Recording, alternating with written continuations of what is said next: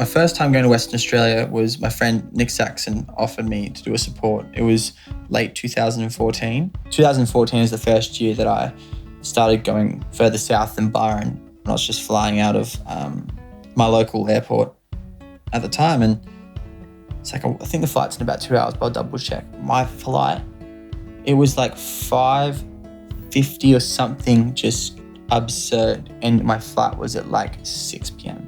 I'm about to miss my flight, and we jumped in the car, had my guitar, the clothes I was wearing, and a box of CDs under my arm.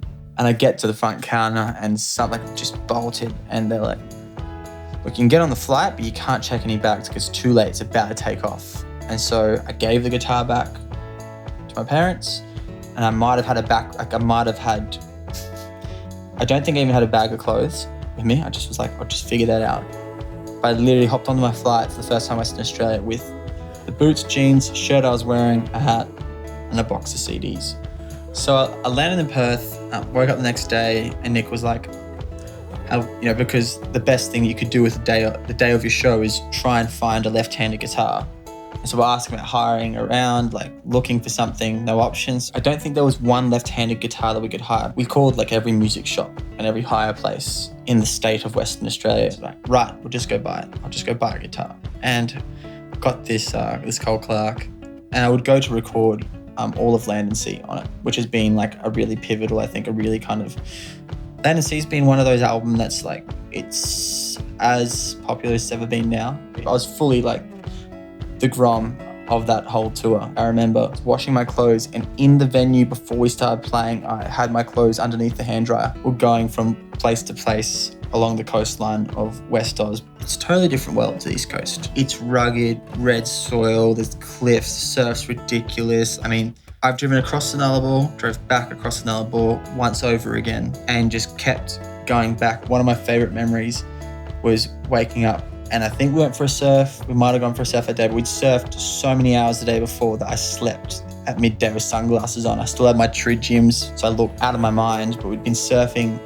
I don't know how many hours we surfed that day. Like, might have been like 7+, maybe 8 hours. It was ridiculous. Like, we pushed it and woke up the next day and we're like, okay, well, we'll drive to Esperance. The drive to Esperance was like 14 hours. And something that really defines Western Australia to me is when you're driving along the highway, it's hour number 10.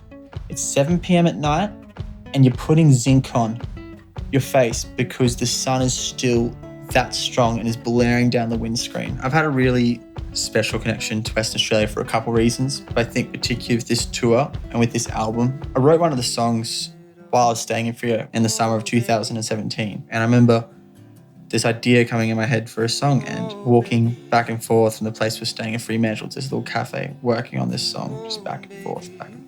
And it was a song for Coda. It's called Dew. You keep me warm, keep me warm, keep me warm. That's been a really important part of that album. It was the last song. It kind of encapsulated the end of that story. All the photos that I took when I was touring through Western Australia become the album and the artwork for this album. The front photo is one of my friends, Chris, jumping into the water. It's this beautiful afternoon, and I think it's the West Coast sunsets. That's something that you have to see for yourself. I'm doing these rock jumps, and like, Chris, wait a second. I go grab my film camera and I wade out into the water. We'd seen some stingrays earlier, so I'm kind of like tippy-toeing out through the water. I'm just waiting for him to jump, and it's just perfectly framed. And as he jumps, this seagull just flies into the frame. I had these really special photos, like that one in particular, these moments from Western Australia. I didn't know what I was going to use them for. And then finish up the album, and we're talking about all these concepts, and I pulled out these like memories from the Southwest, and they've made up all the artwork and photography for this album.